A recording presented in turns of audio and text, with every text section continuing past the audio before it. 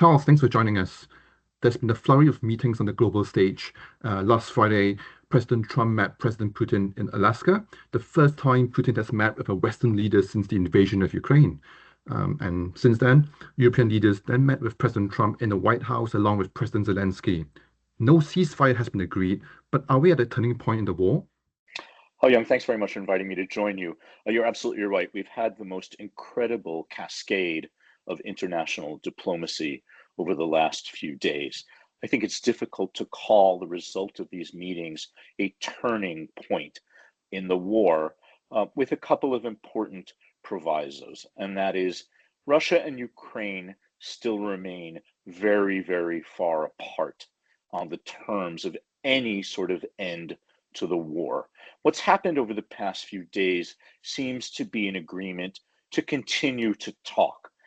And all of the parties, both in Anchorage and later in the White House, will be talking about whether they try to agree on a ceasefire or whether they try to agree on a peace agreement, and then what kind of security guarantees Western Europe and the United States can provide to Ukraine, provided that a number of other issues are satisfied.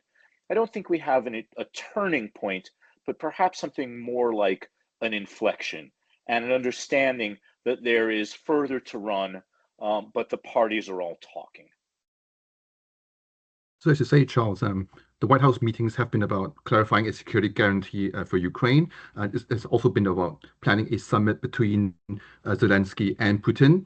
But perhaps the biggest question for President Zelensky is, will Ukraine be willing to relinquish parts of its own territory in return for peace, which is what Russia's demand has been for a very long time?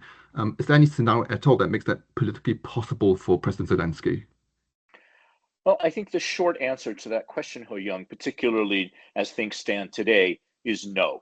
Uh, President Zelensky has drawn a red line around Ukraine's territorial sovereignty and has so far refused completely to negotiate over the status of any of the territory that Russia has taken through military force or has illegally annexed via rigged referendums and balloting.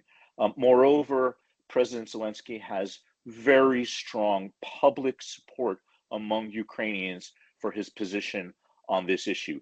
There's no question that Ukraine is tired of war.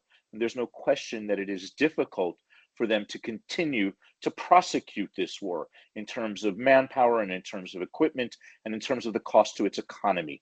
For the time being, though, it looks like the red lines around territorial integrity are still there and that there is no immediate path to Zelensky surrendering any territory to Russia. Charles, if we were to take a step back and look at the implications for businesses and organizations, we now have a really dynamic landscape of sanctions, tariffs, and now secondary tariffs for the buyers of Russian oil. How can businesses and organizations navigate through all of this? That's right. There are two very complicated phenomena that companies have to juggle at once.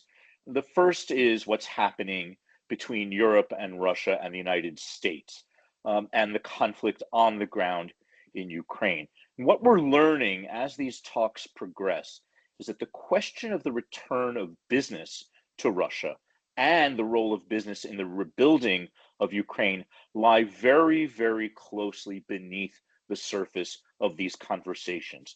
The American business community is enormously eager in many sectors to return to Russia, and we know that Europe is very eager to get engaged in rebuilding Ukraine.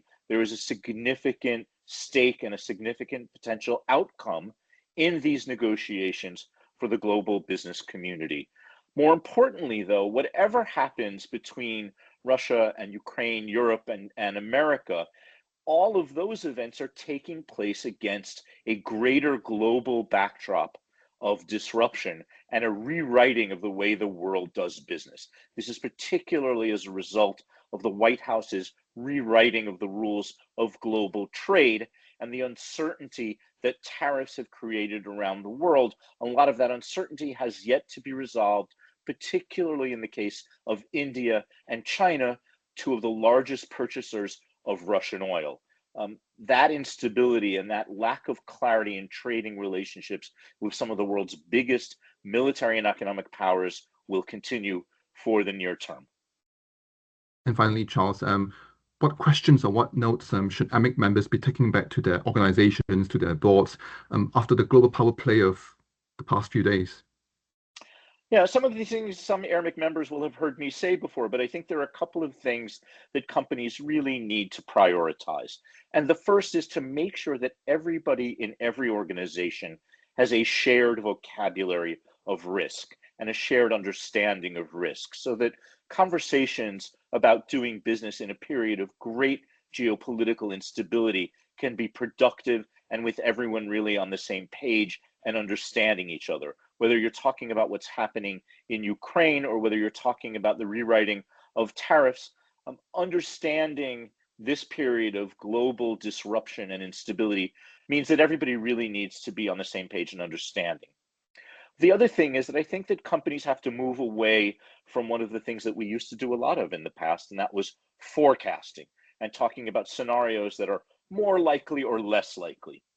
These days, the only thing that geopolitics has been giving us is unlikely scenarios and things that we didn't really expect to happen. Instead of forecasting, try working on scenarios. And this is more than just a linguistic difference. This is a way of creating different visions and different versions of the future. Some could be best case scenarios, others could be worst case scenarios, and using those scenarios to stress test your business under different potential outcomes. This is a lot better for companies than putting all of your eggs in the basket of a most likely scenario that probably won't come true. Charles, thanks very much indeed for taking time to speak with us. Thank you. Ho Young, it's a pleasure. Thank you.